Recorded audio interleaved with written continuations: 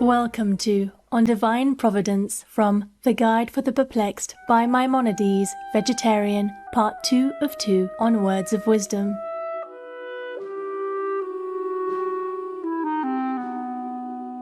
Maimonides, also known as Rambam or Rabbi Moses ben Maimon, was a notable medieval Jewish philosopher, astronomer, physician, and intellectual figure.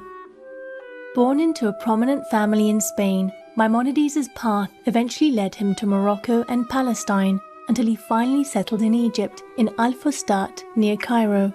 Shortly after moving to Egypt, life-changing events prompted him to start his practice as a physician.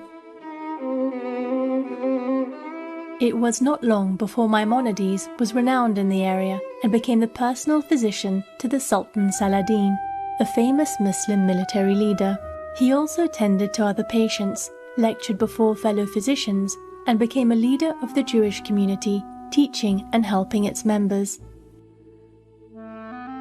Famous works by Maimonides include Mishneh Torah, a commentary on the Talmud, and The Guide for the Perplexed, philosophical discussions regarding theological matters.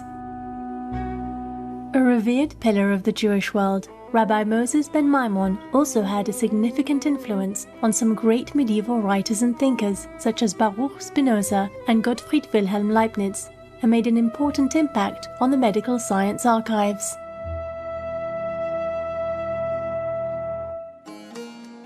Let us continue with excerpts from Part 3, Chapters 18 and 19 in Rabbi Moses ben Maimon's book, The Guide for the Perplexed, regarding divine providence and the omniscience of God.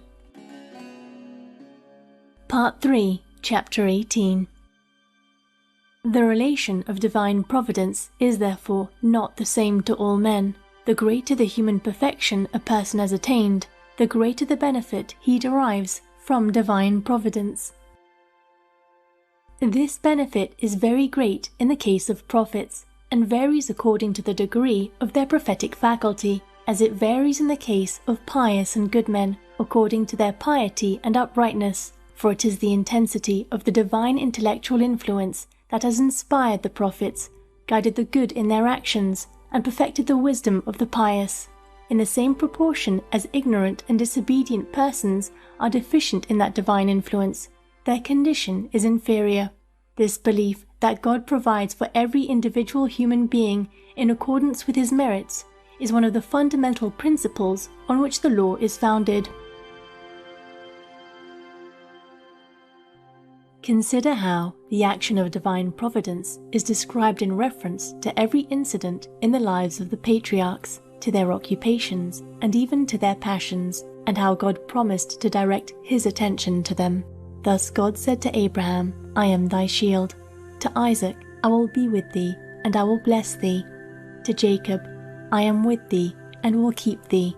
To Moses, the chief of the prophets, "Certainly I will be with thee, and this shall be a token unto thee." To Joshua, "As I was with Moses, so I shall be with thee." It is clear that in all these cases, the action of providence has been proportional to man's perfection. The following verse describes how providence protects good and pious men and abandons fools. "He will keep the feet of his saints, and the wicked shall be silent in darkness. For by strength shall no man prevail." When we see that some men escape plagues and mishaps, whilst others perish by them, we must not attribute this to a difference in the properties of their bodies or in their physical constitution, for by strength shall no man prevail, but it must be attributed to their different degrees of perfection, some approaching God, whilst others moving away from him.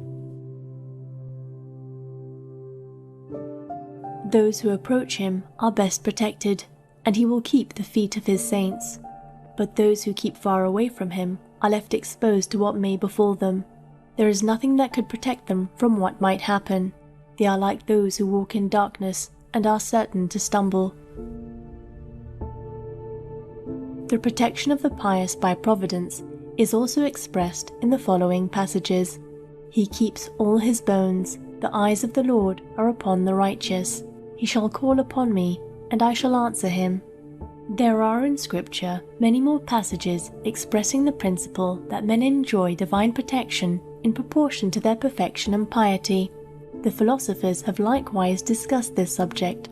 Abu Nasr, in the introduction to his commentary on Aristotle's Nicomachean Ethics, says as follows: "Those who possess the faculty of raising their souls from virtue to virtue obtain, according to Plato, divine protection to a higher degree."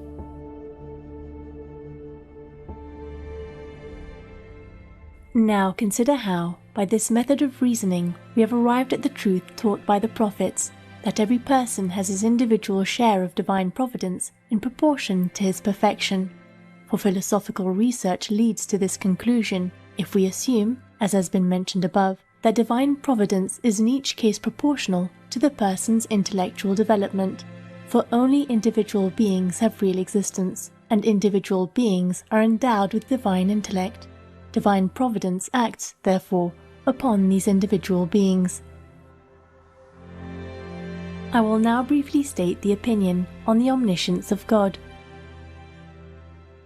Chapter 19. It is undoubtedly an innate idea that God must be perfect in every respect and cannot be deficient in anything. It is almost an innate idea that ignorance in anything is a deficiency, and that God can therefore not be ignorant of anything. He who produces a vessel must have had in his mind an idea of the use of that instrument, otherwise he could not have produced it. If, for example, the smith had not formed an idea of sewing and possessed a knowledge of it, the needle would not have had the form so indispensable for sewing. The same is the case with all instruments. David takes his argument from the existence of the senses and argues thus: if the sense of sight had been utterly unknown to God, how could he have produced that organ of the sense of sight? In short, considering the eye, its membranes and nerves, with their well-known functions and their adaptation to the purpose of sight, can any intelligent person imagine that all this is due to chance? Certainly not. We see here necessarily design in nature. According to our view, the result of the action of an intellectual being that endows everything with its natural properties. If this intellect were incapable of perceiving or knowing any of the actions of earthly beings, how could he have created or, according to the other theory, caused to emanate from himself? David proceeds to explain that God endowed us with the intellect which is the means of our comprehension, and which, on account of its insufficiency to form a true idea of God, has become the source of great doubts, that he therefore knows what our defects are, and how the doubts originate in our faulty reasoning. The psalmist therefore says, "He who teaches man knowledge, the Lord, knows the thoughts of man."